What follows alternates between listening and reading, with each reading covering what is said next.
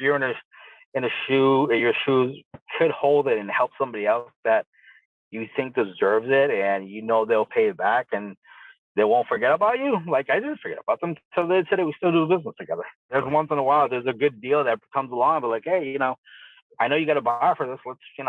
Let's wholesale to them. Sure, they make money, I make money. Why, if I can make $1, why can everybody else make $1? Welcome to the Creating Wealth Podcast, where Kyle Curtin takes you on an extraordinary journey alongside renowned multifamily real estate experts from every corner of the United States. We teach you how to harness the power of real estate investing and witness the transformation of your wealth building strategy. Let's create wealth together. My goal is to be the first brick and mortar NFT / crypto / metaverse real estate brokerage. That's badass. That's so cool, man. If everything goes well, and like I said, I got to educate myself. I got to practice first before I start practice with other people. Yeah. Then we figure out. I got crypto already. I got a couple NFTs. I'm working on buying a piece of lot on Decentraland. So let's see what happens. But once I master that, then I can go ahead and start teaching that and implement it to social media and everybody else. Yeah. That's so cool, man. There's a couple things I want to touch on in there. So like one of the things that you mentioned earlier, was like just looking at like the bigger picture, of like having some of those conversations with, whether it's past buyers or like, people who aren't even like clients or anything like that, and just kind of introducing them into like the possibilities in investing in real estate. And like, that's the craziest thing in the world, man. Like to have some of those conversations and be like, hey, like you're paying your full mortgage. Like, what if you had like, a couple more people, helping you out? And like, what if you only had to pay like a third of that? Or like, just kind of showing them like some of the pros and like, then the wheels kind of start turning in people's brains and stuff, and then like just kind of getting into it. Like, hey, like the possibility to be able to make you like a little bit more comfortable, or like, make your kids a little bit more comfortable, like, once this property's paid off, or like, having like this cash flow and stuff come in, and like just make paying your bills like a little bit easier, and like, I don't know, it's fun having some of those conversations, because like people like really start thinking like, oh, like maybe it's not as hard as, like I kind of thought it was. And like, just kind of looking at the bigger picture, and like, potentially changing like that person or like that family's lives, like forever, like pick up a couple properties, who knows the possibilities, and like, I don't know, it's fun to kind of like, like everybody that like we have learned from so far, like in investors and stuff like that, and like picking up properties, and, I'm obviously much newer to things, but basically just kind of like, I look at it like continuing the cycle. So like, the people that teach you, like, I want to give back to people that were in my position, like, a year or two ago, like 10 times more, and just kind of like keep the cycle going, and like, have those people teach people, like kind of bring people up with you, like as you're learning, and, just kind of like literally like changing lives altogether. It's just it's funny, because that's basically what I do. Like, I brought in my best friend and be like, dude, start, you got some money, you got a 6-figure income, start using some of that money to buy a investment property. Yeah, he did. I got another good friend of mine. He's in the process of doing the same thing. I'm like, dude, it's we got to come up. Like, when I started real estate, when I started investment, and I started by wholesaling first. My first wholesale, I won't ever forget. My wholesale was 2 investors that I met on my first listing, and they were like, "Do you wholesale? You know how to wholesale?" Because I used to bring a lot of investment property, like crappy properties, to investors, and I didn't have the capital to buy myself yet. So I was just, I was just putting it on the market, selling it. And they're like, dude, you have a lot of like, why don't we just wholesale this? I'm like, my broker back then knew wholesale all the time. His partner wholesaled, half of the office wholesale. but they weren't teaching me the wholesaling part. Yeah. I was not allowed to learn. So it's like they had that wall for me, like, you can't learn. I was like, fuck you. Yeah. I'm gonna learn. Yep. So these two investors said that with me, and they're like, all right, let's fucking do it. Like, what property you got coming? I'm like, well, I got this. And then one of them had a client looking for a specific property in Hyde Park. And they're like, hey, can you get us access to the property? It's on lockbox. So yeah, I called the broker, got the lockbox, went over there, opened it for them. I remember my first wholesale transaction was a $25,000 commission just by opening the door. Can't beat that, I man. didn't know about it. Honestly, Yeah. I didn't even know about the check. It was like, I probably was like 4 or 5 weeks later. They go like, hey, let's go grab lunch. I was like, all right, sure, whatever. Let's talk business. Like, all right, let's go talk business. You mentioned business. We're gonna go have a conversation. We went to lunch and they just slid me a envelope. I was like, what's in here? They're like, open it up. What the fuck? $25,000 made to me. I'm like, what's going on here? They're like, we wholesale the property. We made $75,000. Everybody get 25. There's 3 of us. I looked at both of them like, dude, I just opened the door. Like, really, this 25, it's basically your beginning for your empire. Yeah. I was like, thank you. Like, and what I did, I grabbed those 25,000.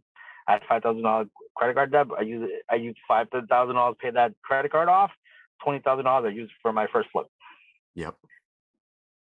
It's beautiful, man. And like that was your principle. That was the starting point. Like if you can keep, recycling the principle. I took their advice. I remember that you got 2 advice to take. 1, you invested, or 2, you're gonna go blow it in dumb shit because you're a shoe fan. Guilty of that, dude. I got over 30 pair of fucking shoes in my closet. Yeah. They're all either Salvatore Ferragamo or Christian Louboutins or Fendi's or Gucci's. It's like that's my addiction, dude. That shoes is my addiction. That's where I feel like I got an email from Christian Louboutin yesterday, like, oh yeah, George, you haven't bought shoes in a few months. Are you interested in any? I'm like, yeah, I actually need a pair of boots. Actually, so I would. Thanks for reminding me. They're like, yeah, we got a sale coming. The private client sale is coming up in next week. I was like, yeah, I'll be there. Yeah. So they do about that. They're like, we already know that you have, freaking shoe collection. You spend thousands of dollars on shoes, but I was like, you know what? I'll take their advice, and I bought it, invested in a flip. Of course, yeah. So, and like it's huge to have. So yeah, that's a. Oh, sorry. No, I'm saying that's a good point. If you're in a shoe, your shoes could hold it and help somebody else that you think deserves it, and they'll pay it back, and they won't forget about you. Like I didn't forget about them until they said we still do business together. Exactly. There's once in a while there's a good deal that comes along, but like, hey, I know you got a buyer for this. Let's wholesale to them. Sure, if they make money, I make money. Yep. Why, if I can make $1, why can everybody else make $1? Yeah. Especially in investor and real estate. And as real estate, a lot of people are so ambitious just to have so much money. Hey, dude, why are you gonna have so much money if you're not gonna enjoy it? Like I know a lot of people who have, they're pretty wealthy, and they don't enjoy it. They don't enjoy life. Yeah. And then I know a lot of people who actually enjoy the life. They go out like every other week. They're out somewhere else in the part of the world. Like I would too. Yeah. I would too. If I had, if I was sitting on 7, 8, 9, 10 figures, I would be enjoying life every single day. Yeah. No, honestly, man, like I think it's really interesting. Like I haven't figured out like a way to put it into words, but like from what I've kind of seen so far, in like the real estate industry, especially and stuff, and even like probably business in general, is like, everybody obviously wants to make money, but I feel like, the way to do that is just like it's bigger than that. You know what I mean? Like going out and like creating those relationships and helping people. Like I feel like it's much bigger than that, man. Like the dollar, like everybody wants it, but you know what it is? What? It's people wealth. Yeah. That's my wealth. My wealth is people wealth. Yeah. I know, perfect example. I know a lot of people in New York. I know a lot of people in Connecticut, Rhode Island. I know I'm a pro ambassador for like Sariego.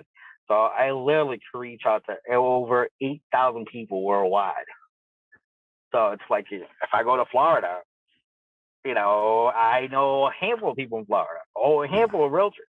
I go to LA. I go to Dubai. I go to South Africa. Wherever I go to, it's like all you gotta do is just look at your phone and be like, "Hey, I'm in town. Let's go grab coffee." Where are you? Like, Yeah.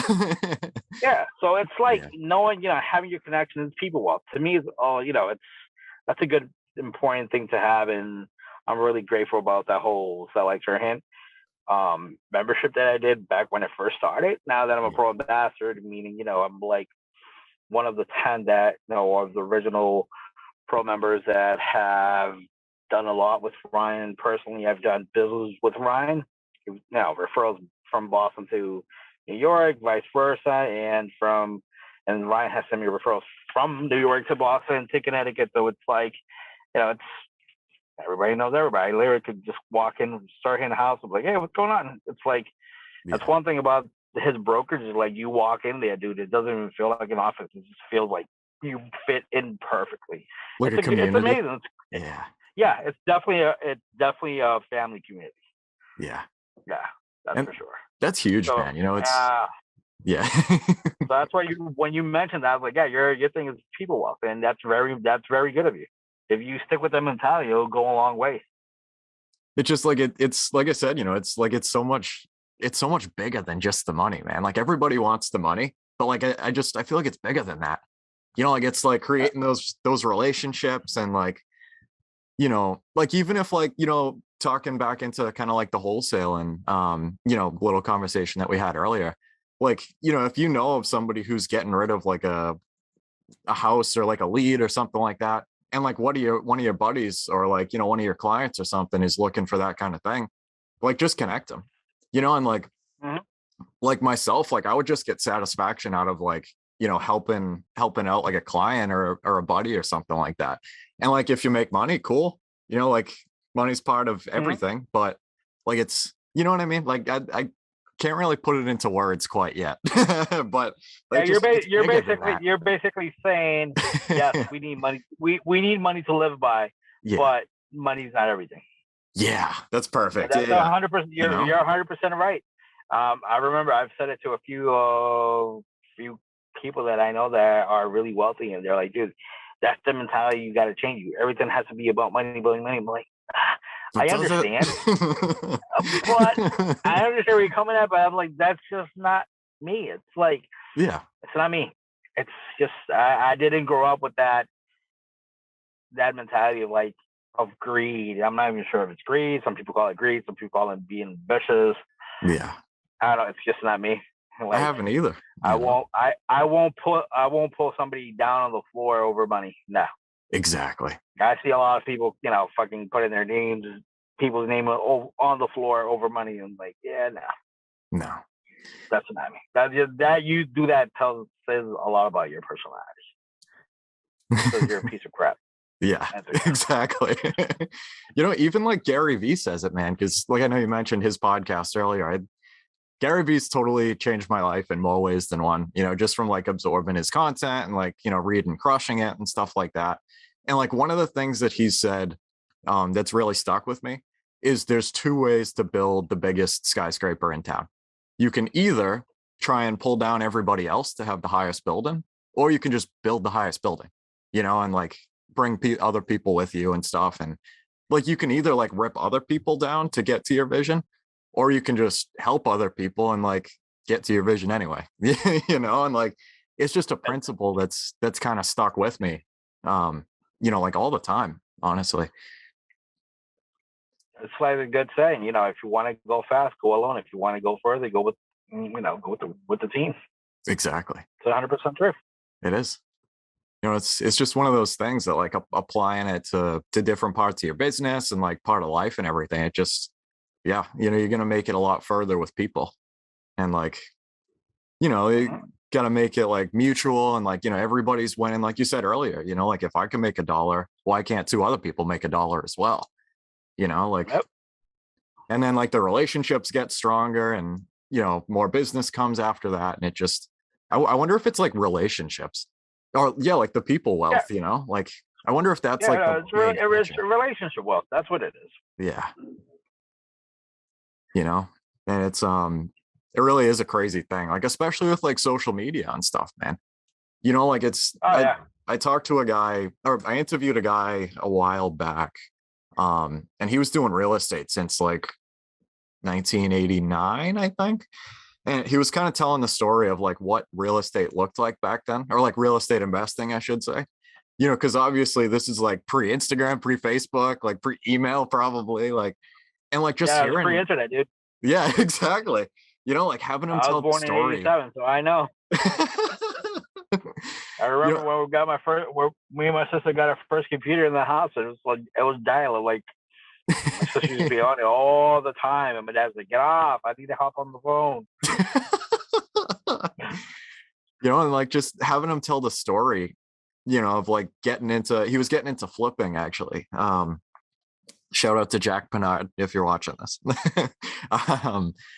But having him tell the story of like what it took back then to like be able to create those relationships and stuff, and like like he was telling me what it was is there was like weekend seminars that would come into town once in a while, and they had like sets of tapes that you had to buy, and you had to like go into your car or something and like play the tapes to like, for us now it's like listening to podcasts and watching YouTube videos, and like like you're one direct message away from talking to somebody and having a conversation. Back then, like, creating those relationships was a lot harder. Like just kind of looking at the transition of like what it used to be versus now. Even like Instagram, man, or like Facebook and stuff. You're literally like a couple clicks away from like making these relationships and hopping on the phone. Like there's so much value in it, like, and then like supporting people through like them documenting like their transactions and some like the big things that they're doing and stuff, and like hyping them up, and like I don't know, like I just feel like it's like after having him tell that story, like it's interesting to kind of see what that looked like back then, and like I guess how good we have it now. Like you're literally like, you can send a direct message like in like 5 seconds. You know what I mean? And like just reach out, be like, hey, like I'd love to shoot the breeze with you or something. And you'd be amazed how direct messages work. I've shot DMs to a handful of influencers, and they write back an email. Yeah, it's nuts. Now it's DMs. I remember a lot of people like, yeah, how you got a hold of Matt and Ellie to come to Boston? DM. Mm-hmm. Really? Yeah. Sure. DM. I told him what it was. Hopped on the call. Hopped on FaceTime. I shot content with him on FaceTime. It's like holy shit. It's like, dude, the power of social media is surreal. Yeah. Of course. But obviously you have to have a purpose. Why are you gonna shoot them a DM? You're not gonna just send an influencer or a celebrity a DM like, "Oh my god, hi, I'm a big fan." No. Yeah, exactly. They gotta read it, or 95% of the time they won't even bother. Yeah, it has to have a good purpose. Exactly. And like open it up. Yeah. And like those DMs get me, man, that are like just straight sales pitches, and I'm like, it's such a turnoff. Like if you just look for like just the relationship and like that's the intention, and like you really like what they're doing, like, just kind of want to, just kind of shoot the breeze, you know what I mean? And hey, like, I really like what you're doing. I think it's kind of cool. I'm just kind of starting out. Like, would you want to potentially hop on the phone or something and just connect? Like the amount of like value. I used to do it all the time, actually. I don't do it as much anymore. I should keep doing it. But like Instagram, LinkedIn is another really big one for that. Because you can actually target like real estate investors in Greater Boston or Rhode Island or California. And LinkedIn, it's huge. It's 100% for real estate professionals. Oh yeah, you'll be amazed the power of LinkedIn. It's crazy. Even like just Biggerpockets, man. Like literally just putting in the search, like Boston, and going to people, and like there's agents, there's flippers, there's wholesalers, lenders. It's everybody's there. Like all you have to do is just reach out, and like the power in it is infinite. It's unbelievable. Yep. It's amazing. You'll be, it's pretty amazing all the power you can get. Sorry, I'm just reading my emails. No, that's okay. It really is, man, So George, Yep. I always like to try and throw this question in there because the answers are usually kind of interesting. So how do you define wealth? I think we went by that a little bit. Wealth Or, to me yeah, is a little bit. Yeah. besides obviously having money in the bank and then money in the savings account, it's people wealth. Yeah. People wealth, generational wealth. It's learning more. I'm a big believer on education, so you have to educate yourself more and more and more. So that's a big wealth. The more you educate yourself, the more you learn, the more your wealth goes up. For example, I'm licensed in 4 states. More licenses that you have: general contractor, home improvement contractor, lead certified. So it's like I got so many licenses. So it's like I literally can make money on every single license I have. Yeah. So it's like that's another side of wealth. So it's definition of wealth is pretty big. Pretty big, yeah. To the average person, wealth is just you ask them what's wealth? Money. No. No. Health is wealth. Your health, your family, your kids, your future, your education, your businesses, your connections. That's wealth. Yeah. That's what wealth means to me. I love that, man. It's stemming back to it, man. Like it's just so much bigger than money, like everything. Like it's like the relationship there is very interesting. Like I don't know. You know what I mean? Like it's just like the focus, you know what I mean? Like if you're just focusing on money, like, you might not be making the right decisions. It might not be sustainable. But if you're focusing on, can't speak.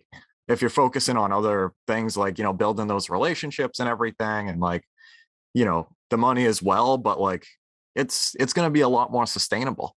Like if you have those relationships, that leads to more business, which leads to more money. And like it's nuts. It's like an inverse, like, yeah, it's hard putting it into words. Again, Yeah. Like I said, everybody has their own definition of wealth. You guys heard what mine is. Yeah. Just don't mind if I'm driving these. No, it's all right, man. School. So. Yeah, it's unbelievable. Ooh, what is your best piece of advice to new investors that want to start and manage their rental portfolio, or even like a new agent or something? It's up to you. So I'll give you both. As a new agent, I would definitely try to join a team. Yep. When I started real estate, I was solo because teams weren't really a thing when I started. So it's I wish when I started, I joined a team, but I basically have my own team as broker owner. Yeah. So, and that's one thing as a broker owner, as my brokerage, I don't treat my agents individually.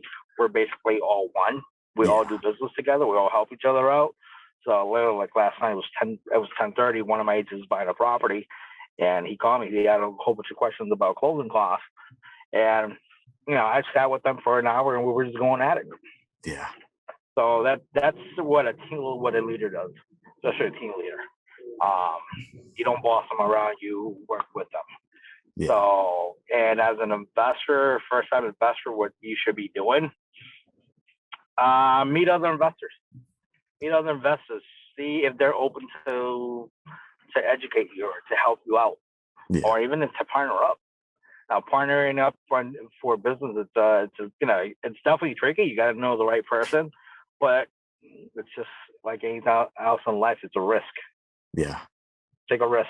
If you're pretty good at reading people, I'm pretty good at reading people, just go for it. What's the worst that can happen? Shit don't go well, just get your money back and call it a day. Yep. And then just go find that right person. Yeah. Yeah. I've done it plenty of times. I partner out with, a lot of people be like, "Hey, I want to partner with you on this flip. I want you to teach me." Like, let's do it. I'm open for it. But here's my rules. Have everything drafted by attorneys. Have everything drafted by attorneys, and you'll be fine. Yeah. So you got a real estate that is going to back it up. Anything hits the fan, you got sell the house as is for whatever money you bought. You just put a little percentage if you could, or not. Just walk away with your profit with the money you put in, and that's all. Yeah. So there's something that I kind of wanted to ask you, stemming onto something that you just mentioned, actually. When it comes to like finding a partner, right? So like say, somebody came to you, or like, you kind of wanted to partner with somebody. Like I know, I hear on like the Biggerpockets podcast sometimes that people do like disc assessments.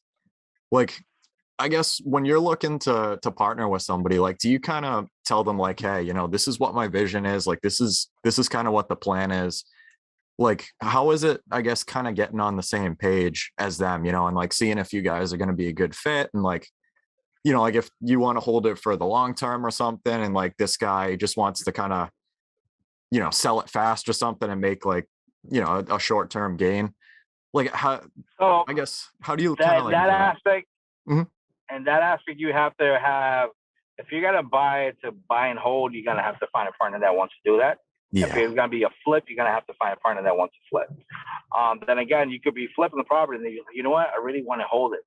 Obviously, if you buy it the hard money loan, then what you gotta do is just refi cash out.